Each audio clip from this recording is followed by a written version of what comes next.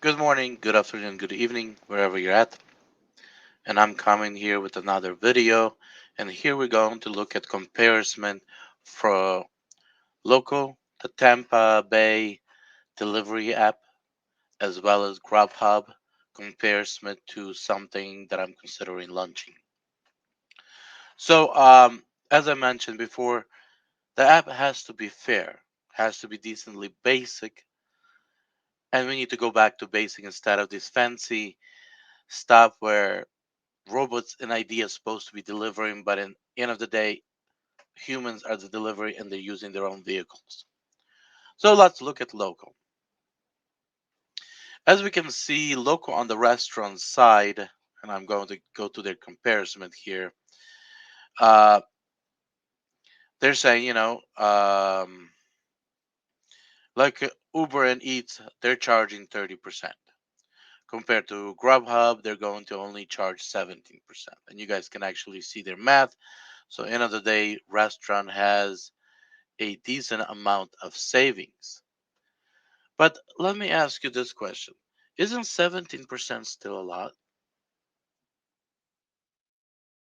I'm actually considering 10%, and if it's still, greatly profitable, maybe even reducing that as well.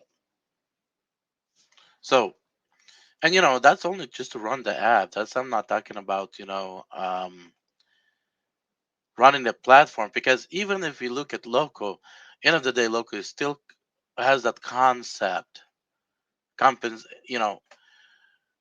doing extra compensation, refunding money for the food from the app money, and all of that stuff. Like Uber Door. None of these apps, as I can see, they're actually focused on churning everything over to the restaurant. So there's a problem. Restaurant takes handles it, takes care of it, and solves and resolves the problem. So that's the way I see it.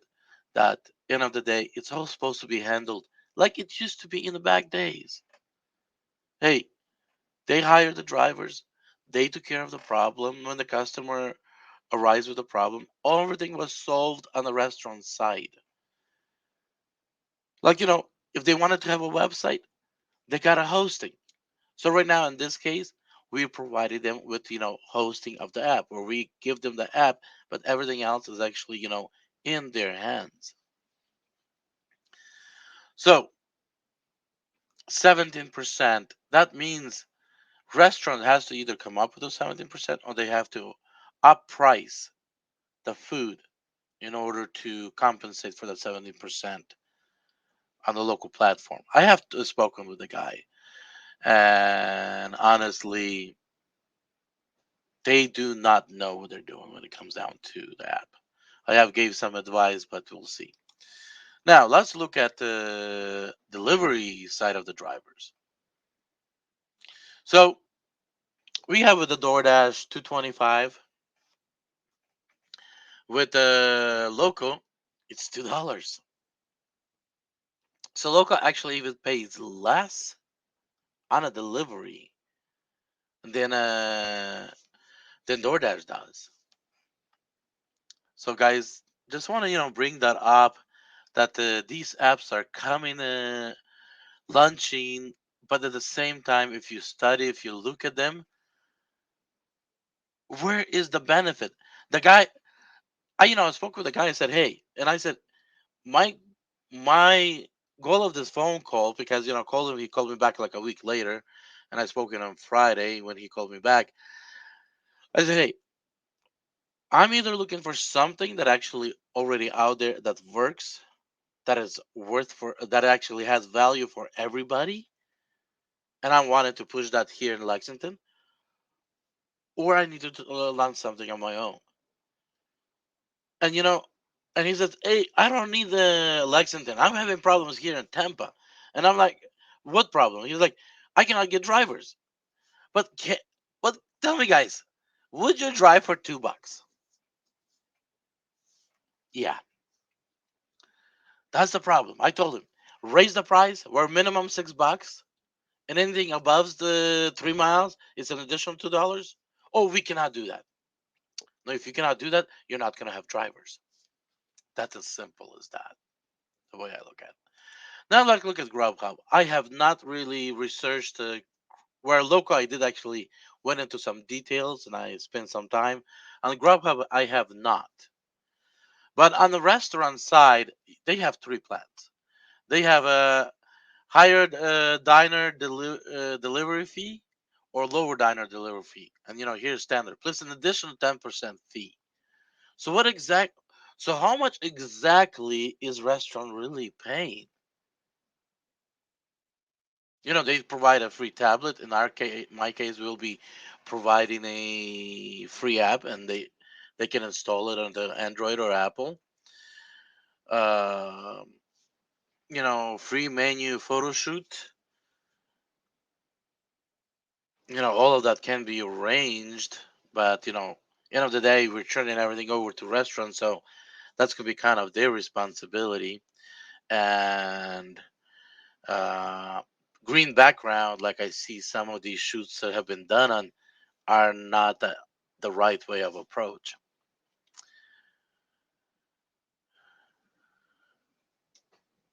Not sure about the website on our end, but we will have the app PS integration. That is something has to be still researched. I'm not sure, but that's the Grubhub side. But if the company charges 20-30%, yeah, they can definitely afford to do a lot of this free stuff. I'm trying to actually reduce the restaurant's expenses, and then they want to go anywhere with all these futures, then that's going to be probably an additional expense. Now, when it comes down to drivers, because end of the day, drivers what makes everything move. So restaurants get on the platform, drivers have to deliver. No restaurants, no drivers needed. Drivers will go wherever pays the best. So here, if you go to Grubhub pay method, you have mileage per order, time spent on the road. This is the part. Mileage, I like it. And we discussed about mileage. My point of view is $2 a mile. Time spent on the road. This is something has to be actually considered.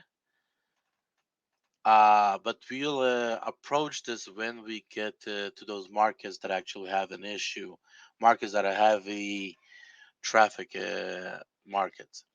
Then we have tips, which we all know. Those are drivers.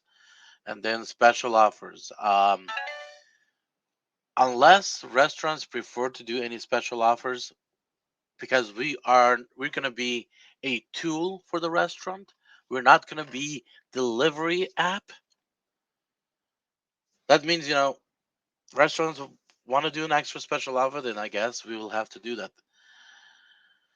But end of the day, nowhere does it say here the exact amount. So that's kind of